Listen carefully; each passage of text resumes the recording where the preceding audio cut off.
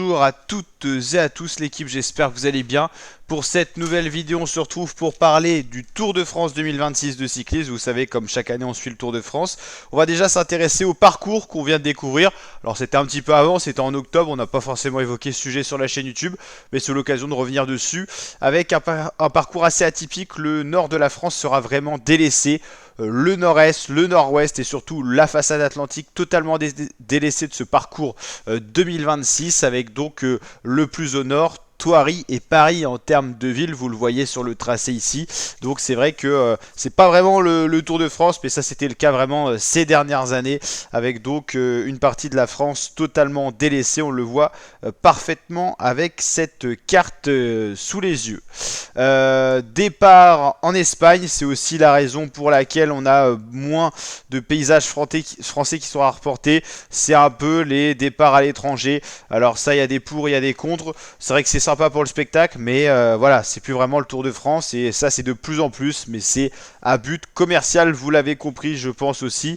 Donc voilà, c'est à double tranchant, ça offre quand même d'autres images, ça fait un petit lien avec la Vuelta, le Tour d'Espagne, mais voilà, c'est plus vraiment non seulement le Tour de France. Ah donc un départ, vous l'avez compris, à Barcelone, il y aura une étape aussi vers Tarragone et une étape à Granollers, donc 3 étapes qui seront en Espagne. Ensuite, on ira rapidement dans les Pyrénées, tracé assez atypique. On ira chercher le Massif central avec quelques étapes de plat avant. On ira chercher les Vosges, le Jura pour redescendre dans les Alpes et l'arrivée à Paris qui sera en transfert directement. Voilà. Est-ce qu'on a les profils d'étapes un petit peu bah ça sera une étape inaugurale de contre-la-montre par équipe, discipline assez rare.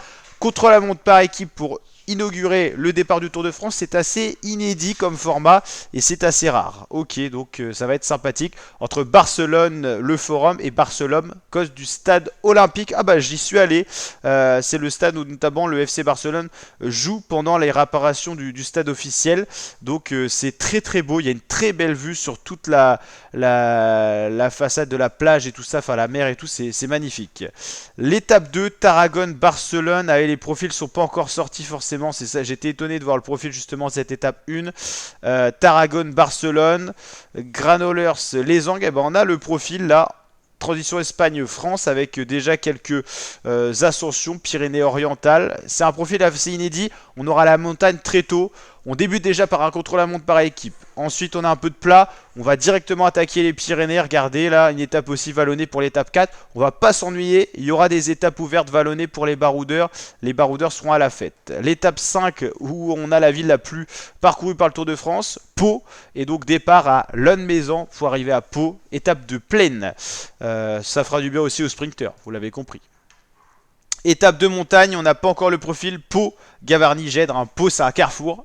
Une nouvelle fois ville d'arrivée, une nouvelle fois ville départ sur le Tour de France, c'est pas surprenant. Vendredi, Agmo, Bordeaux, on n'a pas le profil non plus. Périgueux, Bergerac.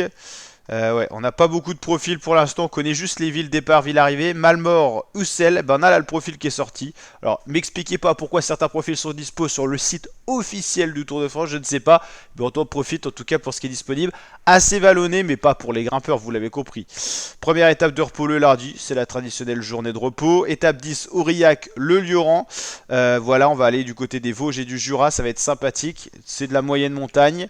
Vichy, Nevers, étape 11, souvent étape de transition. Circuit de Nevers, Chalon-sur-Saône. Dole, Belfort. Mulhouse, le Markstein-Fellering. Donc là, ça sera l'étape de belles montagnes, des pentes assez rudes et de très très beaux cols. Le Grand Ballon d'Alsace, le col du Page, le Markenstein. On est vraiment dans l'est de la France. On le voit au niveau de la prononciation des ascensions. Montagne à nouveau, Champagnole, plateau de Solaison. On n'a pas le profil, repos, deuxième journée de repos le lundi, c'est traditionnel. Évian-les-Bains, Thonon-les-Bains, pour un contre-la-montre individuel, vous l'aurez compris. Après le contre-la-montre par équipe, on aura quand même le contre-la-montre individuel. Un profil vraiment sympathique. Ce Tour de France va commencer par un contre-la-montre par équipe. On va très vite aller en montagne dans les Pyrénées. On va avoir beaucoup de moyennes montagnes, beaucoup d'équipes pour les punchers et les baroudeurs, surtout baroudeurs je dirais, pour les petits grimpeurs, donc c'est pas mal. Chambéry-Voiron, Voiron-Orsières-Merlette, ça c'est de la montagne. Gap Alpe d'Huez, une des mythiques ascensions qu'on aime voir sur le Tour de France. Juste avant, on aura le col du Noyer, le col d'Ornon, puis l'Alpe d'Huez, le Bourdoisan, l'Alpe d'Huez à nouveau, col de la Croix de Fer, col du Galibier, col de Sarenne et Alpe d'Huez. Que des cols mythiques, vraiment une étape de légende pour un tracé de légende. On va se régaler. Isère, Savoie, Haute-Alpes, Isère. Donc on a quelques profils. Et l'arrivée traditionnelle aux Champs-Élysées, Thoiry Champs-Élysées, où la butte Montmartre devrait être mis au programme pour dynamiser un petit peu cette dernière étape et ajouter du spectacle, du peps à la dernière étape du Tour de France, qui est donc l'étape 21 sur 21. Vous l'aurez compris, 4 juillet au 26 juillet, ça sera le Tour de France 2026 qu'on suivra en intégralité sur la chaîne YouTube. N'hésitez pas à vous abonner dès maintenant pour voir toute l'actualité autour de cet événement.